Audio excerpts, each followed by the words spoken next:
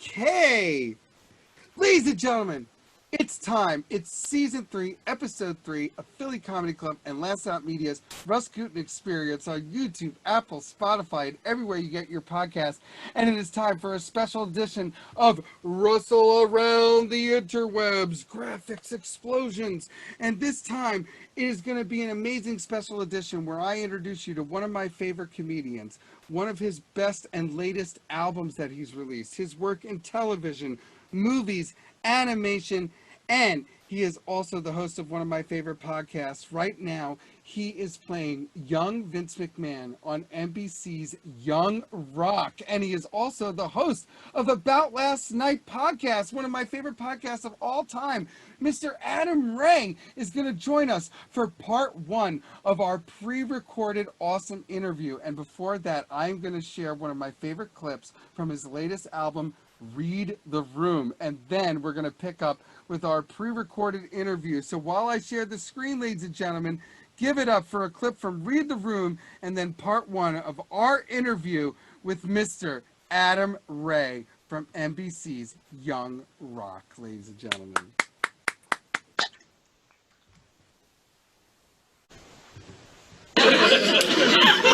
Yeah, I wanted to be in the NBA when I was a kid. My mom actually squashed that dream at 9. She's like, Adam, the NBA, but sweetheart, there are no Jews in the NBA. Good luck with that, you dumb. Happy birthday, go to bed. Just a power slam of honesty at 9. I'd even at double digits already put a kibosh on the fantasy, which seemed fucked up from my perspective. And then I grow up and become an adult, and I'm like, oh, she was right. There are no Jews in the NBA. Bummer, but the harsh reality of the situation. You've never turned on any NBA game and seen Kevin Durant leafing through a Torah at halftime. No sweaty yarmulkes are flopping onto the court. No commentator during any NBA game has ever been like, Rosenbaum for 3! What a shot. Weinstein at the line for 2 free throws. You know how he loves those. Really take his time with this shot. Doesn't have to pay for it. I was good too, man. I probably peaked in the 6th grade. I had excellent court vision, a sweet jumper. I was a little fatty though. I was a little fat fuck. But I was quick fat, you know. Quick fat is a term that I came up with that basically explains why every 10, 20, 45 years there comes along a fat kid that just, you know, defies the laws of gravity. I was just as swift as all the skinny kids. I just smelled like Pop-Tarts and mac and cheese when I sweat, you know? My coach was like, you're the most delicious defender of all time. He called me Krispy Kreme Abdul-Jabbar. That's not a healthy nickname. Here's a problem. NBA is my favorite sport, though. Man, they got so much extra stimulation. You know, they recognize you need more than just the game in front of you to keep you entertained. Kiss cam, it's one of the greatest forms of free entertainment this country has ever come up with. Are you kidding me? Like, there's something for everybody. They span the gamut. Every age range is covered. They'll start off slow with a couple in like their 80s or 90s, and as soon as they put them up on the Jumbotron, everyone just, you know, applauds, just like, holy shit, how did you, you know, get outside, you know? And, right, and then the old gal's like, give me a smooch, and he's like, who are you? Like, and then they'll cut to a couple, you know, prepubescent, 7th, 8th grade, and this little too cool for school punk-ass kid isn't ready to show publicly the amount of affection he's got for the girl he brought, right? So he's just like, right? Yeah, real inappropriate. Then they'll cut away to a couple that has no business kissing whatsoever. And that's my favorite. Usually like a brother-sister combination. Yeah, and they can't defend themselves because they're muted on the Jumbotron. So they're just like, oh, no, we're related. We can't do this. And the whole stadium's like, we don't give a shit. We paid for this incest. Act like you grew up together.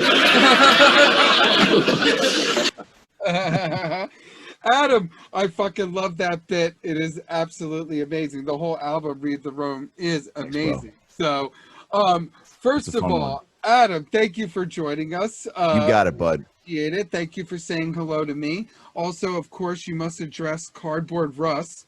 Cardboard Russ.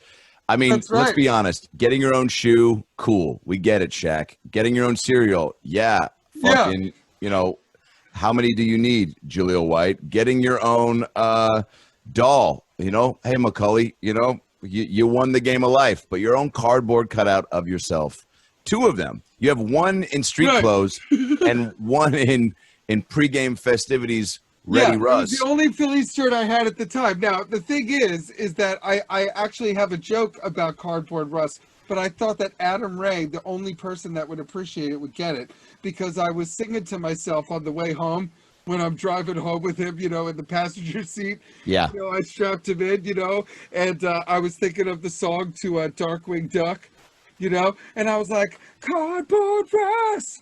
Hey, everybody, let's try to be extra cautious. Cardboard Russ. Oh, let's try not to get a paper cut. Cardboard Russ. Thank you. That's really great. But I hope the creators of Darkwing Duck are listening to this episode. No. I turn off whatever that setting is on YouTube. I make sure I click that does not contain copyrighted material. I changed just enough notes so that we're not in trouble. So you don't have to pay for it. Let's, by the way, address the significance of a paper cut. Don't just sleep on that little stat. No, absolutely. You could. That is a game changer, day breaker. That's right. I mean, right. It is a. I mean, the things. Yeah. Look, I'm 38, and the things that are now, they're not. I wouldn't even call them ailments as much as like I have just these cuts on my finger. Yeah. Fucking. Where did they happen? Where? When? Not I don't know what I picked up or what slight. I also am getting really bad at opening things. Like I'm lazy. I'll just like a kid opening a present on Hanukkah morning. And look, some people right now are being like, whoa, he actively skipped over Christmas and inserted Hanukkah. No, that's right. Guy, you know what show you're on, okay? Know your audience. I know what show I'm on. I'm also like, look, Christmas gets all the glory. Hanukkah has never been in the driver's seat. We're always riding shotgun or in the back. And so it's any chance we can get a little more exposure. Now, let me ask you this. If we could nominate one person to be not our Santa, but our mascot for the Hanukkah holiday, who would it be? Like if there was a guy, like the way that they made Jason Alexander for a bit, the KFC guy. That's right. Who would be our guy? Seth Rogen. He'd be like, because other people could do him. They just sit on his lap and be like,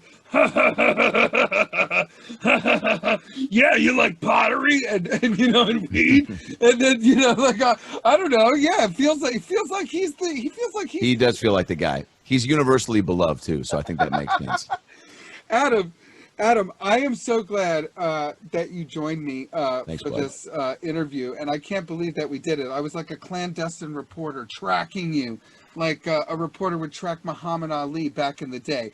Now, I have a bunch of questions. Except for way less famous and way whiter and way less you're not. I mean, you're not a legend. Let's face it. Okay, Yeah. I mean, no one's making collections of you. Okay. I mean, there are different varying degrees of legend. If you were to ask any of the Jews at Temple Beth Am, they would also say I'm not a legend, but they would say I did see him in that Sandra Bullock film. And by the way, the number one question that all the Temple Beth Am older Jewish gals would ask me when I got back from that was, "What does Sandra Bullock smell like?" And I was like, "That's what you want to know?" Which candle at the Target is my Target candle? It's the Bullock scent. For Sandra Bullock. What's my Target Bullock candle? Yeah. No, listen, I have a bunch of questions I prepared for you. Let's and do I'm it. going to pepper them at you because I'm so excited that you joined me, and I can't believe it's happening. So, Adam, you are currently playing young Vince McMahon on NBC's Young Rock, which is absolutely incredible. As a matter of fact, you're on my wall of fame over there with me and Sandy, and you're right there with Roddy Piper, who used to hang out at the Comedy Store and do shows and tell stories. So it's very funny that years later, that you're playing this character, because all comics love wrestling and wrestlers. So my first question for you is, was it difficult, or how challenging was it to play somebody that we've all grown up watching? Wow, coming right out of the gate, just hot, Katie Couric style, with 2 oven mitts on. I'm like your Jewish grandfather. What was it like? I didn't realize maybe the pressure until. So The Rock called me himself to tell me I got the part. I got to go to the Chappelle camp in Ohio this summer for a weekend, and Jaleel White and I actually went, and and he's real good buds with Chappelle, and I'm good buds with Chappelle's tour manager, and you know, got to be a little chummier with Dave over that weekend, which was real cool. He's just real generous on all fronts, on and off the stage. Wow. And so I'm out there, and I had sent the audition in, and you know, The Rock and I had been messaging ever since I posted this post about Gwyneth Paltrow's vagina candle. Right, And how the he shot his Gwyneth Paltrow vagina candle tweet back. It was epic. Yeah, and so he comments on it because I tagged him. I was like, you should have the ball equivalent or the male equivalent of the candle scent. It should be ball scented. He comments on it, follows me, which I had no clue. I don't know which happened first. I start getting all these DMs of like, how do you know The Rock? I'm like, everybody knows The Rock. What the fuck are you talking about? And then I look at the post and he comments. So I'm like, whoa. So I sent him a DM, no response. 5 months later, I get this 2 voice messages from him about 8 minutes long, apologizing for not responding, how much he loves my comedy. He's a fan. I hope I'm staying creative in all this. And I hope, my God. Let's grab a glass of Terramano when life resumes. So I sent him my phone number, and again, no response. And now that was in May. No, that was in June. Now cut to end of July. I'm at the Chappelle camp. I sent my audition in. I sent him another message being like, I don't know if this came from you, but what a cool opportunity. The show looks incredible. Hope all's well, bud. I am at the Chappelle camp, leaving John Mayer had come in. Chappelle and John did this 2.5-hour show. We're going back to the after party. I get a text that says, hey, it's DJ, parentheses, The Rock. Hit me up. Let me know we can get on the horn tomorrow. And I'm like, and at this point, by the way, I've gone on Spade Show. I've gone on podcasts. I've joked about how The Rock is ghosting me, right? Right. So I'm just like, and people have my number. So I'm like, someone's fucking with me. I've joked about this being a thing. And I call back the next day. Miss him, calls me back. I call him back Saturday morning, and he just picks up and goes, give me your best Vince McMahon impression. And I just go, you're fired. And he goes, congrats, brother, you got the part. And I was like, wow, man. And then we talked for about 30-40 minutes just about life and comedy and wrestling and football. And dude, it was like we've been friends for 30 years. It was crazy. And we've had several combos and texts and voice memos since then. And he's posted my stand-up on his IG, and he's sent me a bucket load of Terramano when I got engaged, and he's just the shit, man. And that's what I have in here right now. You know what I mean? So I'm not playing around. I know. But so he goes, what was cool is he goes, I want to call you personally. He goes, they kept telling me I needed to tell you, and I was like, I want to tell him because I want to tell him how, special it is that you're portraying him for the first time. Like you're the first person to portray Vince on TV. And he's like, and that's a really cool thing. And then we just started talking about his impact on his life and all that. And that really added to it. So, and then, I really did my homework and, obviously in this first season, we just see him kind of peppered in the seasons to come is when you would really see Vince become a part of the show, because that's when he would become a part of Dwayne's wrestling career. And it was an integral part. He was a mentor and synonymous with everything that Dwayne accomplished. And so that's when I'll really have to probably shoot up, take all the roids, be putting creatine shakes through my cock. That's when you're going to do the strut. Yeah, we do that in Philly. Oh, dude, whenever all that. Talking about somebody, that's the GIF or whatever you see. And, that's what I love about the show. I love that it switches timelines, and he's running for president, but then the flashbacks to his earlier life and the way that he saw his dad, being a comic with a young son who has at least visited me at work once or twice. I always think of comedians like wrestlers because that's who I grew up. I mean, I loved Macho Man and Rowdy Piper. They were my favorites. They cracked me up. I thought they were just the most entertaining thing in the world. And the showrunner of Young Rock also, I mean, she made the Bee in Apartment 23, which was so amazing, and Off the Boat, and Always Be My Maybe. And she's so good at world building. So I'm excited that your character sort of being peppered in there, but you know that it's going to build and build and build, because who was more of a visionary of anybody than him? I mean, it went from Scorpion King to The Rock being almost like Santa, like we were talking about earlier. Like, you felt like you knew him. Everybody feels like they know The Rock. I mean, I know in our house, he's The Rock. Like, in this house, so your story just absolutely delighted me. As a matter of fact, my second question for you was about, you shot the show in Australia, right? Sort of in a bubble during the pandemic, correct? Yeah, so we had a quarantine, for 2 weeks in a hotel, and because things were so up in the air in the States, and Australia had their cases down because they had leadership. You know, it wasn't better leadership, but it was just different.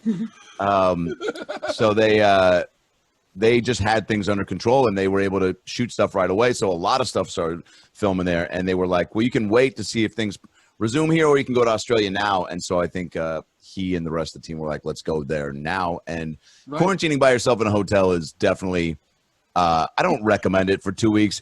I didn't think about jumping off the balcony every morning, but like I'd say 2 to 3 times a week.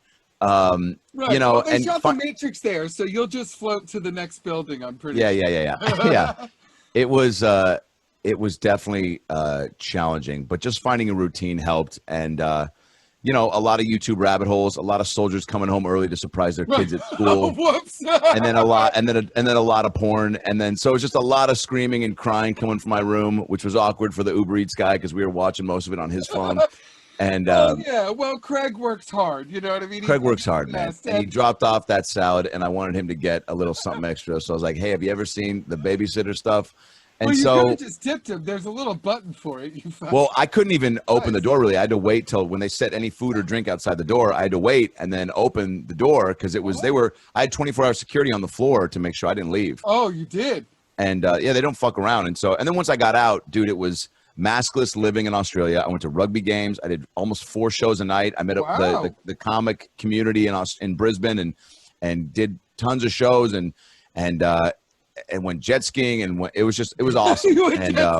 Now that's first of all, you put out a lot of content, but there's no out of range jet skiing. I feel like the world needs that more. Well, I did one video of me jet skiing, but I did it with this Trump filter, and I was like, I'm in Mar-a-Lago, baby, at the lago. Just saw a dolphin. Was gonna grab its pussy, but I didn't have time. You know. I love your deep fakes. Holy shit. When you do that, it creeped me out at first because I didn't understand the technology. I was frightened. I thought it was like a face-off situation. I was like, did Adam get the surgery? Oh my God. Did Adam get the surgery? Yeah. He always joked about it, but did he finally do it? No, so Adam, speaking of which, I do have a question for you because you actually, first of all that rock content is amazing. I did have a question, but you answered them. I was like, has he ever texted you to come over for coffee and cake? But you gave me so much better than that. Like, that's incredible. So my next question for you is the fact that you do a lot of voices in animation as well, including Ruben on Crossing Swords on Hulu, which is an amazing show. But in this house, you are a big star, because you play the flying, talking horse unicorn Swiftwind on Netflix's She-Ra, and we love that show. So my first question for you is, were you disappointed that they didn't ask you to play the Princess of Power? Yes, thank you. Right. And I've been waiting for someone to ask me how I felt about that. Girl.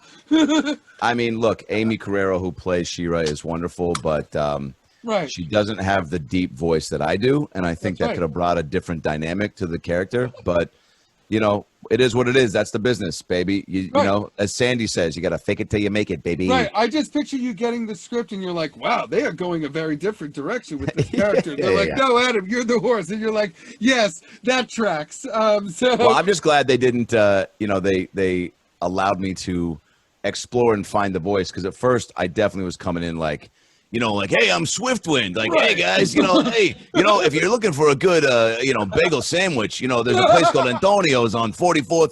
That reminds me of a time. So Judith Light, I've known her for about 35 years, right? 40 if you count the show. And then they're like, whoa, hey, that is one choice.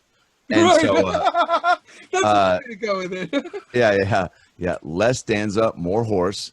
Yeah, but I remember when Rocco was and I were watching it, he was like, we heard your first line is like, I named myself Swiftwind and something freedom. And Rocco turns to me and he goes, that voice doesn't sound anything like a unicorn's. Is that the joke? And I was like, nothing gets past this guy. Whoa, watch out for him. Rising up the ranks. Whoa. That's so funny. Well, what now? Okay, well, if he's going to throw shade like that, I want to know, what was his suggestive voice? No, he was just like sort of like, Is this why it's funny? This is why it's funny, right? Because he's For sure, but it sounds like he also, and I do, but look, I mean, this is he why thinks casting he can is do so. anything, though. He's like me. He's like, I could have done that. Well, I love that. And that's, again, why I want to know, does he do voices? Did he have, what did he think a unicorn should be? Because, you know, this, you want to take this type of critique and use it for the next job. Well, I guess he would say that it should definitely sound more like the YouTubers that he watches play video games. You know, like, whoa, oh, brah, funny. Yeah. oh, brah, man, brah. That's all they say is brah. Those are the kids? Yeah. My niece. That's all they do. That's all they do is they play video games, and then my kid watches it, and then we buy T-shirts of it. Brah.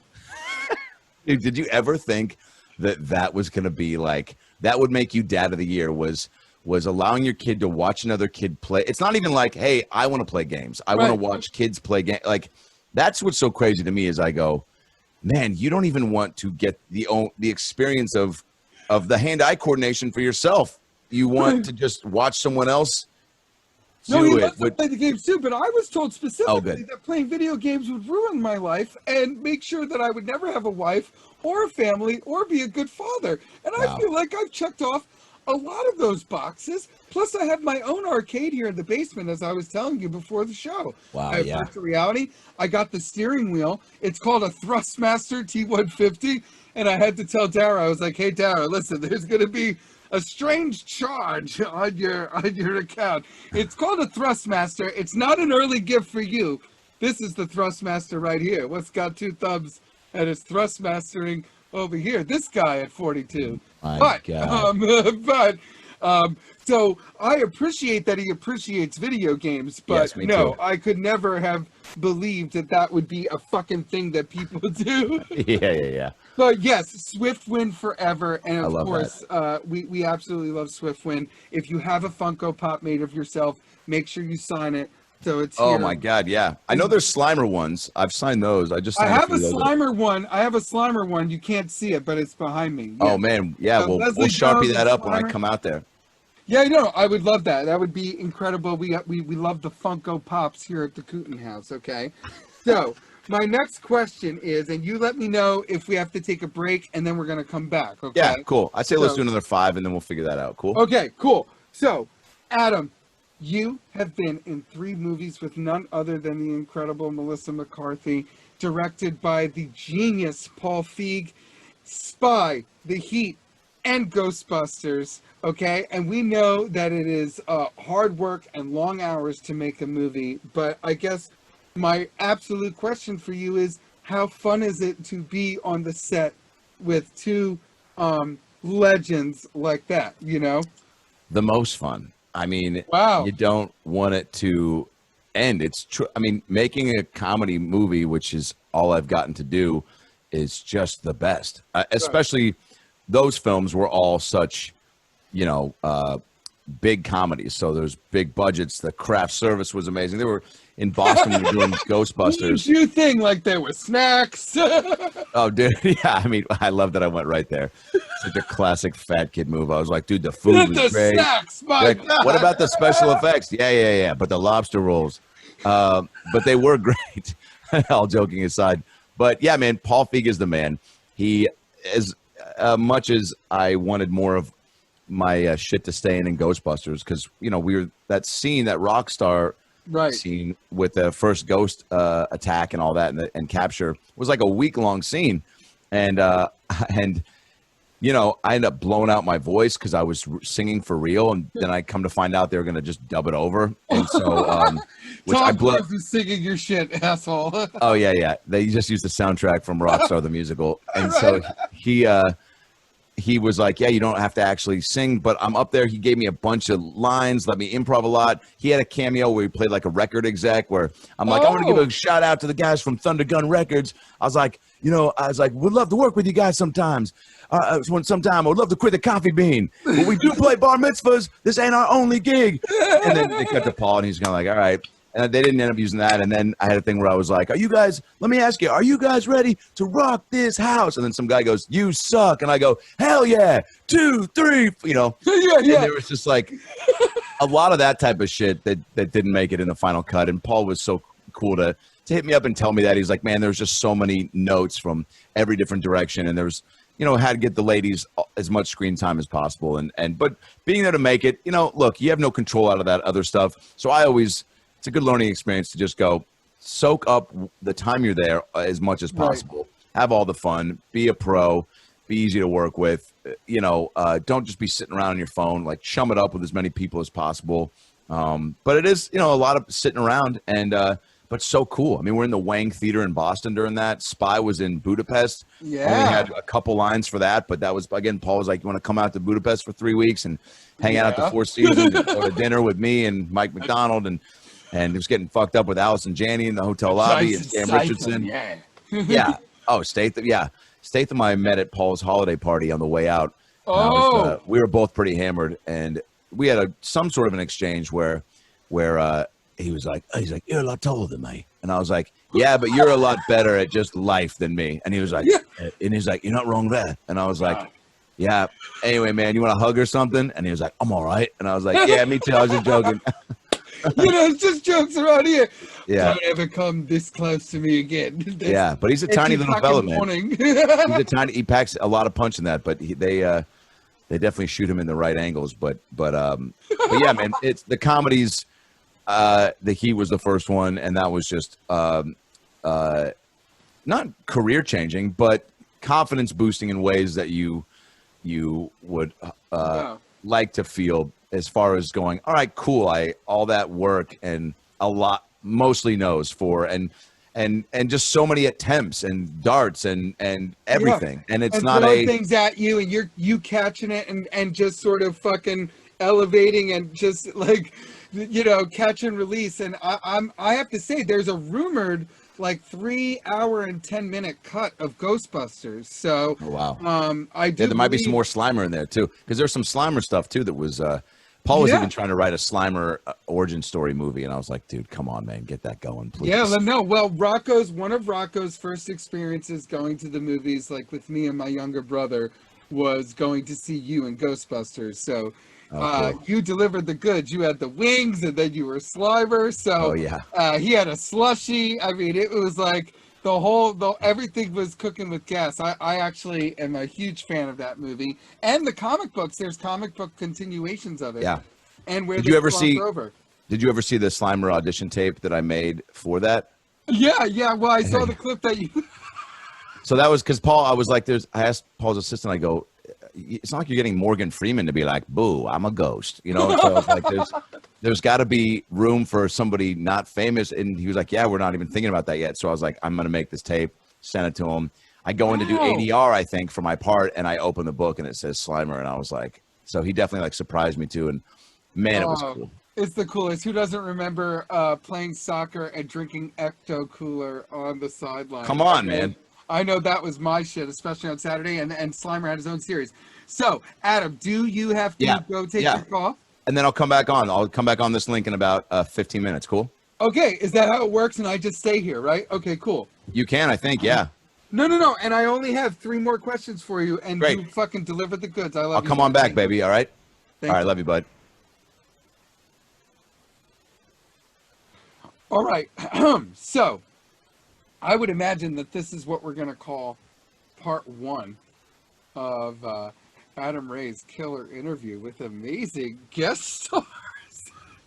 I mean, who didn't guest star in that first segment? I mean, we had The Rock, we had Vince McMahon, we had Melissa McCarthy, Paul Feig, Jason Statham, Dave Chappelle, Jaleel White, which is huge. We made some jokes and stuff, so I'm going to chill here for a second. All right, ladies and gentlemen, thank you so much. Give it up for Adam Ray in part 1 of his interview here on season 3. Episode 3 of Philly Comedy Club and Last Out Media's RUS GUTIN Experience on YouTube, Apple, Spotify, and everywhere you get your podcasts. Ladies and gentlemen, so Russell said it all at the end of that pre-record. We are going to play part 2 next week of Adam Ray's interview, where we're going to cover a lot of ground about his About Last Night podcast, and if he's ever intimidated doing a bit with a legend like Dana Carvey. We're going to talk to him about the time he opened for the New Kids on the Block on the New Kids on the Block cruise ship.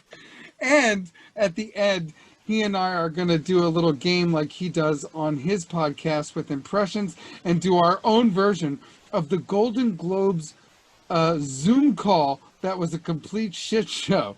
I'll be doing Pacino and Sir Ian McKellen, amongst others, and he'll be doing Robert Downey Jr., Dr. Phil, and a few other great characters as well. So please join us next week when we play part 2 of Adam Ray's interview. And thank you so much for joining us this week on the episode. Let's also take a moment to give it up for our first ever couples edition of Say Hi to Your Mom For Me with Stuart Fullerton and Drew Drovyanko. They absolutely crushed it. And you can hear every episode of Philly Comedy Club and Last Out Media's RUS GUTIN Experience on YouTube, Apple, Spotify, and everywhere you get your podcasts. Thank you so much for coming, ladies and gentlemen. We'll see you next week for part 2 of Adam Ray's interview. And our special guest, I'm sorry, I forgot, Mark Gerber. We're going to finally get to do his interview about his album, Avid Endorsement. So it's going to be another mega episode. Give it up for yourselves. Give it up for me. Go Birds. Good night. I used to go to see Mets games. It was the best. I'm over here now was the song I suggested. I'm over here now. But I'm finally successful. I got a lot. I got a bunch of chicken breasts, dude. You want me to cook them, fry them, glaze them, put it on your plate, you'll fucking feel amazing. Who knows?